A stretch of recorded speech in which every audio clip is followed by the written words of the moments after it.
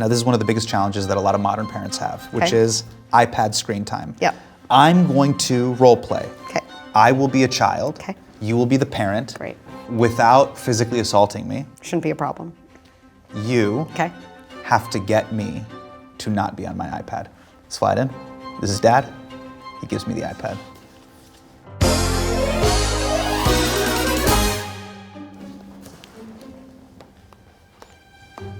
Hey, sweetie. There's about 5 more minutes left on your iPad. Hey, look at me. Hey, sweetie, if you don't look at me right now, I am gonna put my hands over the screen, and that's gonna be really unfortunate because you're not gonna get to finish. What? It's gonna be really hard to end. Nobody likes to end, and in 5 minutes, iPad time will be over, and if you can't give it to me, I get it, I will take it from you, which I don't want to do. I'm watching. You have 5 more minutes, so you can go back and doing that. Okay. So now 5 minutes have passed. And I would do this 30 seconds before. I'm watching! I know, I wanna see what you're watching. Oh, I love that show too. Yes. Don't take it. I know you're about to take it away. Do not take it away from me.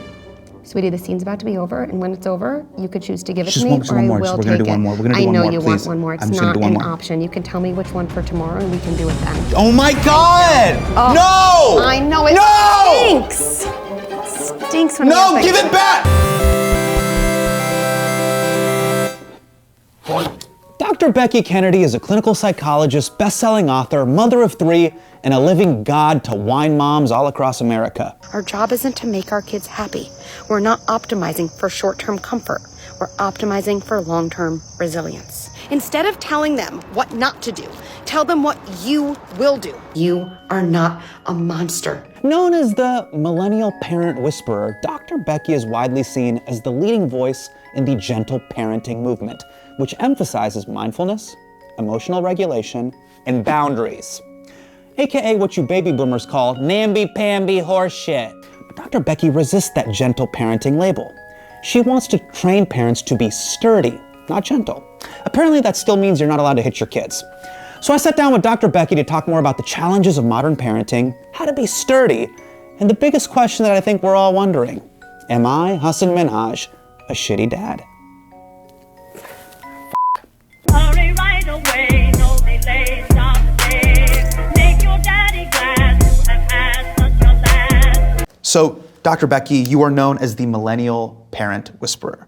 The reason why I'm sitting down with you is because I have 2 children, 6 and 4. My entire circle of friends is either parents or losers who can't commit. Come at me in the comment section. Really this is how I feel. Just really let it out. The one thing you can't do is this. You mark-ass bitch.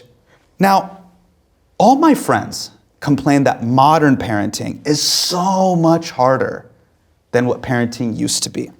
But I wanted to ask you, is parenting now actually harder, or are we overthinking it and making it harder? I actually think parenting is harder, but not because we're overthinking it. You know, kids are oriented by attachment. That's their primary evolutionary drive. Yes. Because they're helpless for so long. More than most animals, they cannot survive on their own for a very long time. So they need us, and so they're very attuned. What brings my parent close? What makes me safe with them? What, leads to distance? And when am I not getting the love and attention, boundaries, all the stuff I need? Well, if you think about the world we live in now as parents, it's hard to be as connected to your kid. We're connected to our phones. We're very, very busy. We're very distracted. I do not put myself above any of those things. That is very true for me. Do you feel like just making that statement, that it is harder, you realize you're going to piss off a lot of boomers right now? Specifically my parents. They're going to be so mad because they love this. They're just like, you're complaining now? You have no idea how hard it was for me. So what is your response to that? I would say it sounds like it was really hard for you too, and I believe you. That's a great jujitsu move. That is brilliant. Do you remember back in the 80s, there was this huge panic about child abductions? Do you remember those PSAs? They're like... Milk cartons. Yeah, milk cartons, but there was also the, it's 10 p.m. Do you know where your children are? It's 10 p.m. Do you know where your children are? Do you know where your children are? You know where your children are. The obsession was all about physical safety. Where is my son? Where is my daughter? They could be outside, doing drugs, or getting kidnapped. And then it slowly shifted to what I think presently is an obsession with emotional safety.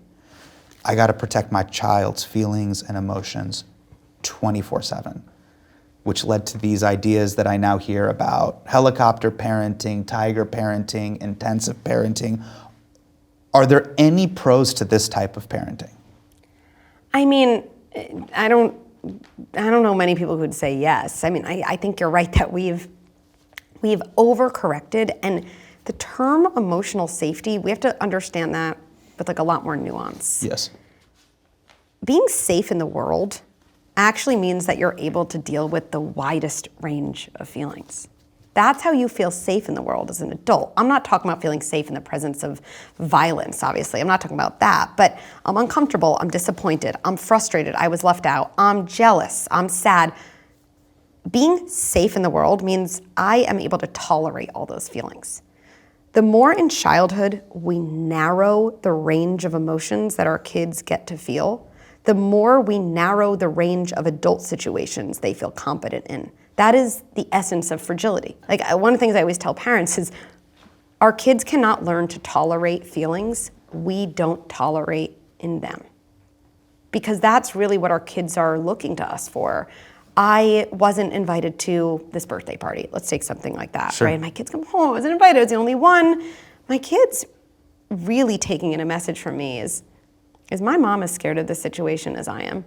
Is she finding this as intolerable as I am? Is she calling all the other moms of the kids who weren't invited and making me like a better birthday party on the same day just so Right. I don't have to feel sad? Or is my mom able to say something like, that stinks?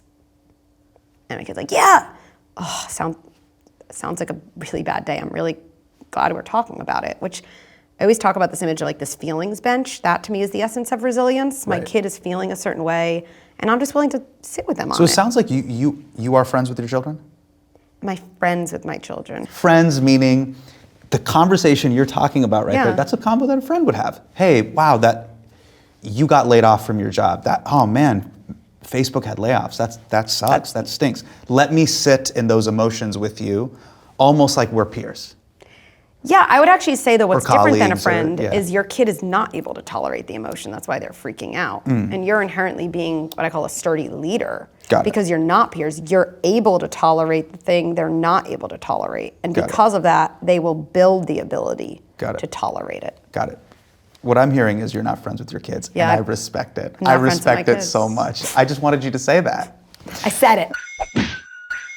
You're oftentimes seen as part of a movement called gentle parenting. What is gentle parenting, and what do you think people get wrong about it? So I actually don't really know because I don't consider myself a gentle parent. Okay. I haven't done deep research in it. The word gentle, just like that wouldn't be how I describe myself. I wouldn't say the opposite is true either. To me, the word that embodies what we do at Good Inside is sturdy. Got it. Parenting. And to me, sturdiness, if you think about someone in your life that you associate, there's this duality to them. There's something very firm. They have an edge to them. I always say you can locate them, like, ooh, there you are. I'm Yeah. not gonna overpower you. And you feel like they like you still and they're warm and they can have that duality. That is actually what we all want in our leaders. It's what we want in our CEOs and our managers. It's what we want on a plane when there's a pilot during Right. turbulence, and it's what kids want from us. So in your book, you say that we need to switch our parenting mindset from consequences to connection. How do you skip consequences without raising a psychopath? It's a good question. I think people misunderstand connection, or at least connection as I think about it. Yes. Connection's not like, oh, sweetie, you really want that truck and you're throwing sand at everyone. Like, that's bizarre. That would be bizarre behavior for me to witness, Yes. like on a playground. Sure, sure. Right? But the thing about consequences is, to me, it's a mindset of doing something to your kid. Versus, like, you're a good kid, you're having a hard time, Yes. that came out in bad behavior, and like, I wanna help you, so I'm gonna do something for you.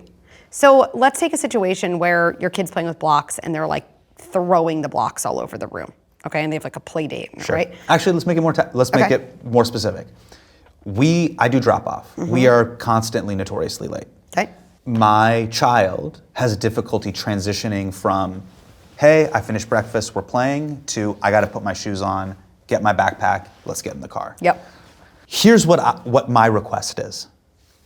as a hostage negotiator. Yeah. I go to my man, I go, hey, what can I get for you? You need a helicopter, $10 million USD cash? Let me see what I can do. But I need you in that car. But what I need is I need you to listen to me. I need you to listen to what I'm saying. And I need you to trust that following my plan will lead to success for all parties involved. Mm-hmm. How do I... But then if he doesn't, you're saying, then... Yeah, when he then what doesn't, happens? he's playing with Legos. And I go, these are gone. These don't exist anymore. Consider these gone. This has been relatively ineffective. But I also don't want him to live in a world where he thinks there are no consequences. Right. What does anything matter? What is the most generous interpretation, like the MGI, of why your son has difficulty leaving the house? I think once he's dropped into a task, he's dropped in. Okay. His world is this big. He can like hyper-focus on things. And that's it. Okay. And that's all he wants to do. Now, I think that's a beautiful interpretation. There's not a right answer. I'm gonna add on a layer. Yeah. He knows as soon as he gets ready to leave the house, it's like the beginning of having to say bye to you.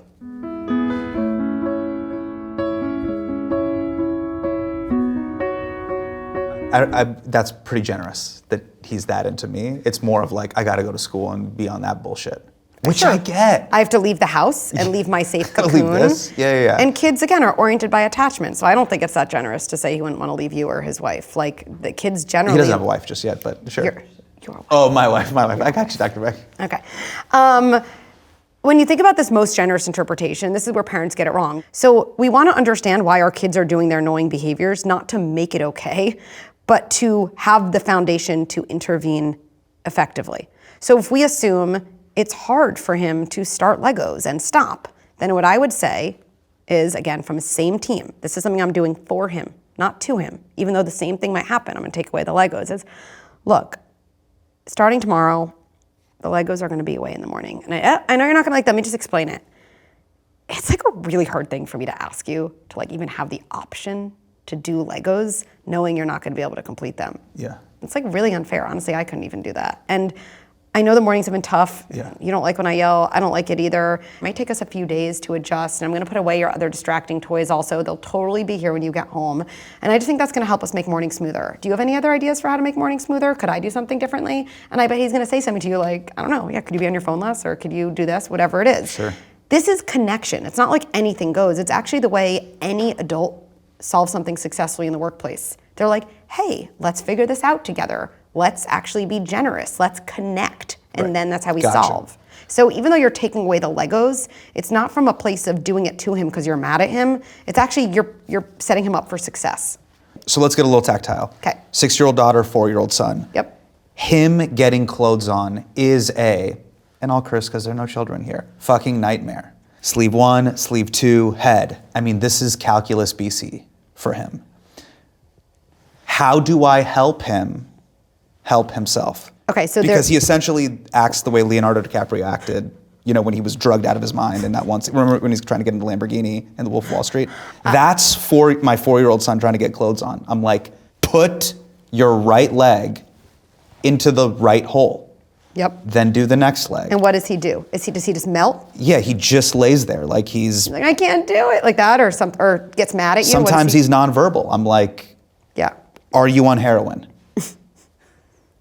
I'm going to suggest a different intervention than Okay. that one. Okay. But what is, Okay. Dr. Becky, what is the way, how can I help him Great. help himself? So the first thing, and I actually think this is just such an important thing to start with always, is when our kids are driving us crazy, me too, we go, what can I do, what can I do? Yes. It's really important to slow down. I always try to think we have to understand before we intervene. And usually when we're frustrated with our kid, it's not an intervention we need, it's actually a different understanding we need. It's a different framework. Okay. So learning to do anything is actually very hard. We just forget that. Like maybe learning to put your, clothes on for your son would be the same thing as, I don't know how good you are at calculus, but if I was like, it's simply this, like you do this and this Sure. and this, you might be like, I have no idea what you're saying. And so learning is hard for us too. There's a couple things that make learning easier. Number one, anticipating that learning something new is going to be hard makes it significantly easier to tolerate, because how a feeling feels is a combination of the feeling itself and the story you tell yourself about the feeling. Okay. And so if you're able to tell yourself, this is the way this should feel, I'm feeling this exactly right. Anyone who learns to put on pants feels like this. It's going to feel like this, as opposed to this feels hard, and oh my goodness, other kids are able to do this, and my dad's kind of frustrated with me. Now the whole feeling actually does make you melt, but not because the feeling in the situation, but because the story. And you and I as parents, we are probably the biggest influencers on the story our kids tell about their feelings. Because they don't have a story to tell themselves. They hear the one that we say. So just so I'm hearing this right, telling him, hey, putting on your pants is kind of hard. Yeah, and I would say, you know what I haven't said to you? Learning to put on your pants is actually, it's really hard. Like, no one your age figures that out right away. I don't think I've said that to you. And there's actually a lot of stages. Like, actually learning to just get one foot halfway into your pants is like amazing today. So that's the framing I would do. Then, the other thing that makes learning hard is shame.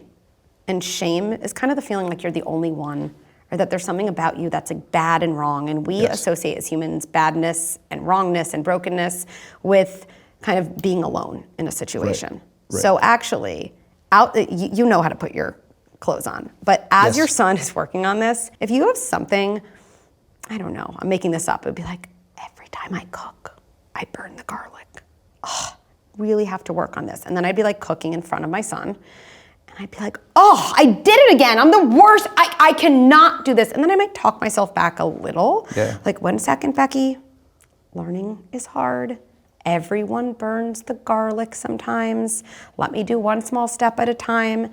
And what I'm really doing in a very deep psychological way is I'm saying to my son, like, learning looks like this for everyone. There's nothing wrong with you. When I think about the way I was raised, shame and fear were very big in my childhood. Yeah. Obviously, when I was young, I was yelled at, I was hit. It's fucked up, but I'm rich.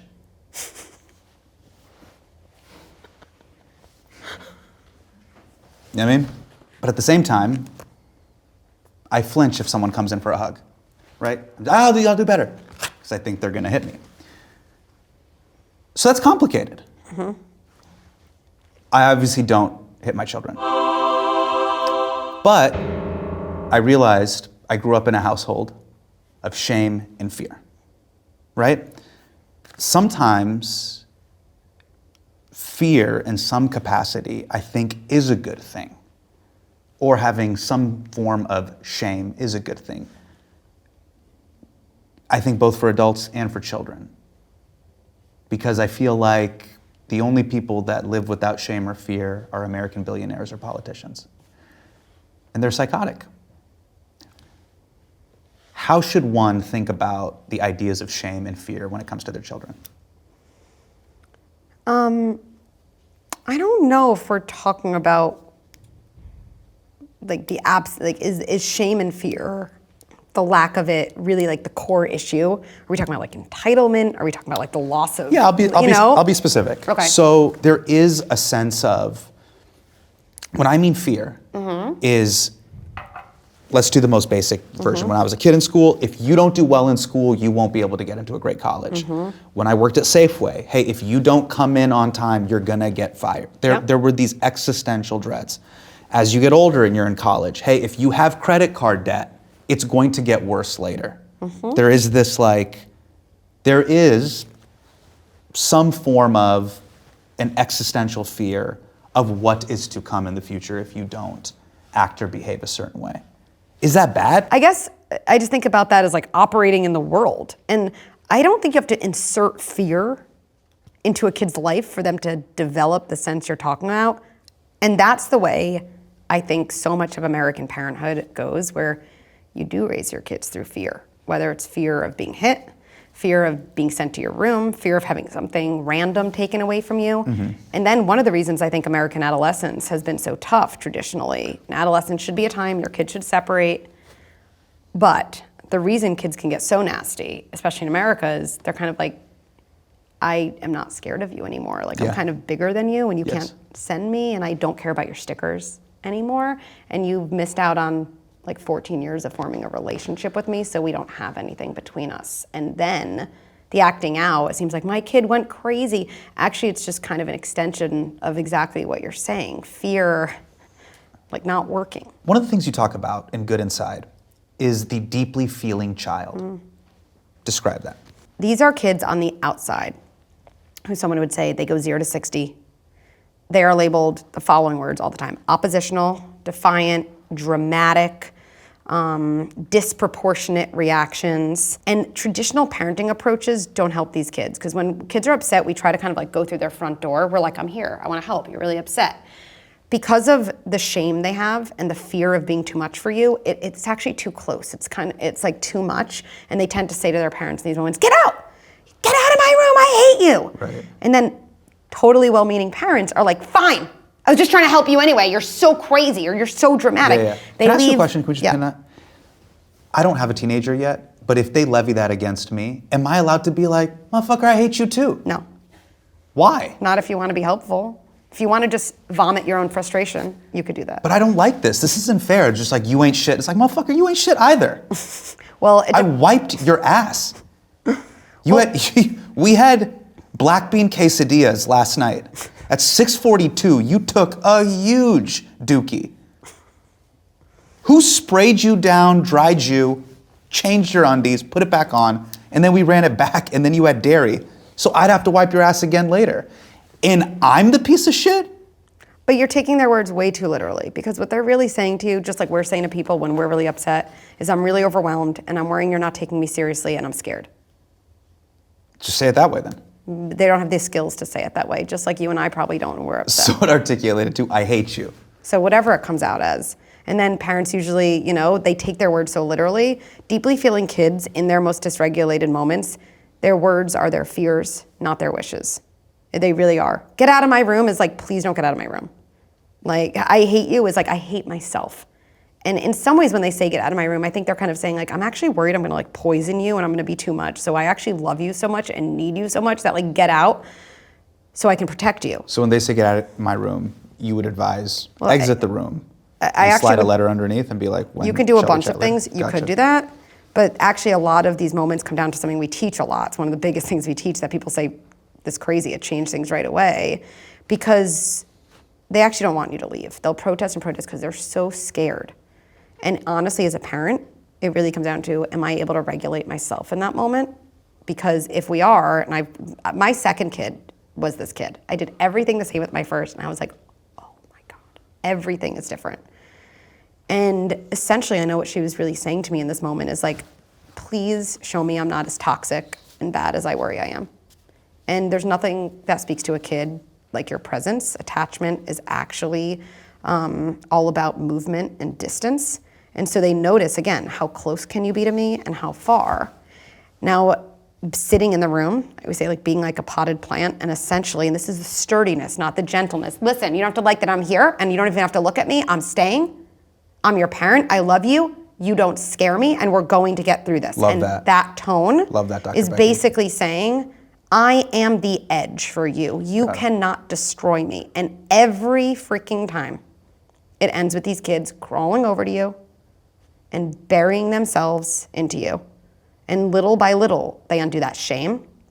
They feel like they can actually manage things because you can manage it. And it's the opposite of what almost everyone else says to do to these kids. You're just not being harsh enough. You're not consistent enough with the consequences, which only confirms, see, I really am as bad and toxic as I worried I was, which only leads to more of those behaviors. Something that's very common and popular when I was growing up was incentive-based learning, AKA sticker charts. I want to start you by showing something that I find to be helpful and useful. I struggle with motivation, so I use this sticker chart in our household that breaks down various responsibilities that I have to do. And then when I do something good, I get a sticker. When I do something bad, I get the poop emoji. So these are kind of the verticals of my life: husband, father, son, comedian, citizen, Muslim, job creator. Now, if I get less than 10 poop emojis, I get a prize. If I get more than 10 poop emojis, my wife calls my parents. What are your thoughts on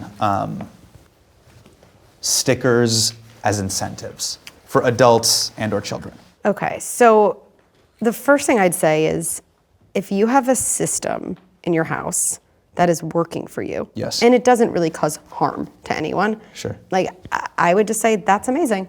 If that's working for you, that's great. I have no interest in kind of saying, here's why that's wrong. And so if that helps you and it feels like it works between you and your wife and that motivates you, then I would just say, that's amazing, that works for you, great. The issue I see is when it becomes the predominant thing parents do to try to get their kids to do anything they don't want to do. And then the reason it usually comes to a discussion with me is it not only stops working, it completely backfires, where a kid will say when they're older, why do I have to pick up my towel? What are you gonna give me? And parents are like, my kid is so entitled, you know? But when they were younger and they were wiring their brain about how things work and what to expect in the world, to some degree they were taught, if you do X, you will get Y. Got it. And there are rewards associated that become your motivation for things. I really do believe kids have the ability, like we are, we're kind of born with the ability to want to do things that are good. Like we want to have impact in the world. We really want to feel purpose. I think kids these days have a deep need for that, given how much of the world lives online and it's just, you know, they can't really touch it. And so I would say to a family, like, what are the things you can do besides the sticker chart to build a kind of type of circuitry that's going to end up being more useful when your kid's older. You also have a new book. I have a It's children's called book. That's My Truck. Yes. I'm gonna fly this in real quick. Now, obviously I read your first book. I was able to crush this book in about 3.5 hours. Then I quickly realized, I don't think this is for adults. This is for children, yes? It's probably for both. Okay. Tell me a little bit more about That's My Truck. Yeah. Let's break down what happens. Yeah. I think it's really, really great. And there was a moment in it that I thought was quite wonderful where the boy hits his sister, and he didn't mean to. And it processes that feeling. Yep. It goes through everything. Yeah. Rage, violence, shame, reconciliation. Yeah. What was your inspiration behind it? What do you hope for families and people to like gain from the book? And why'd you write it? Yeah.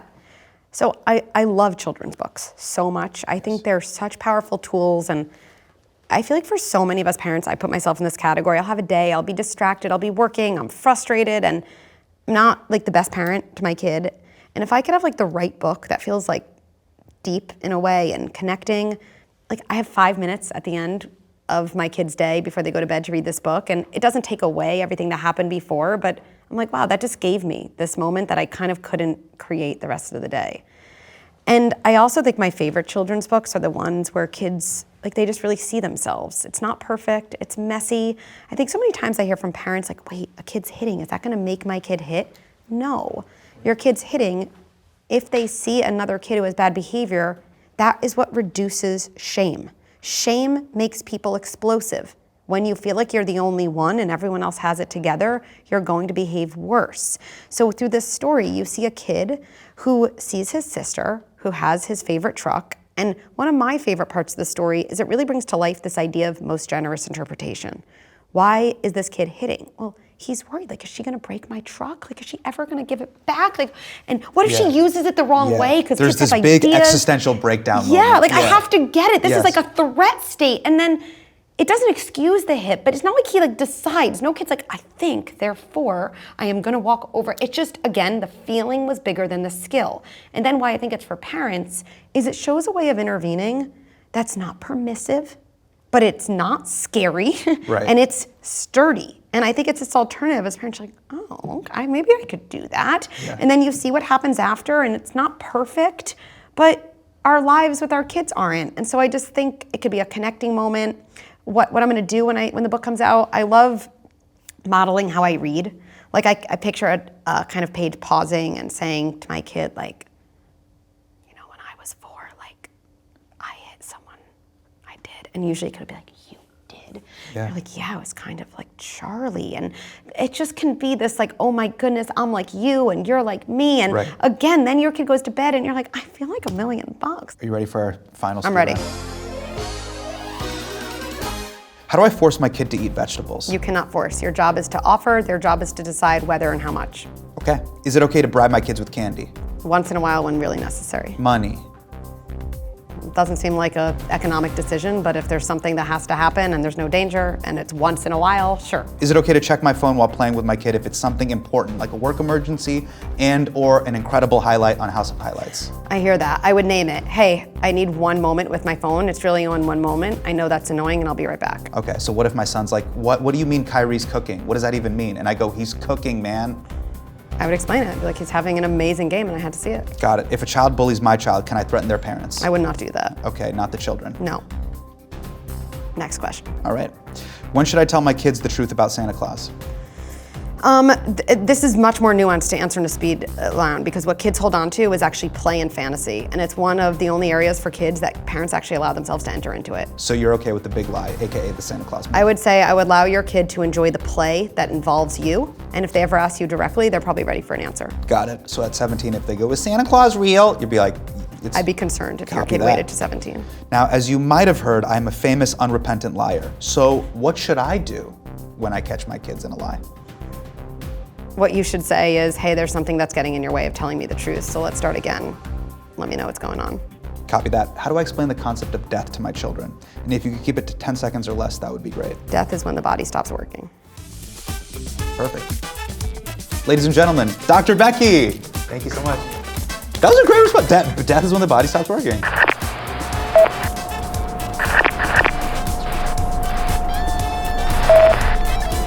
Oh! Shit.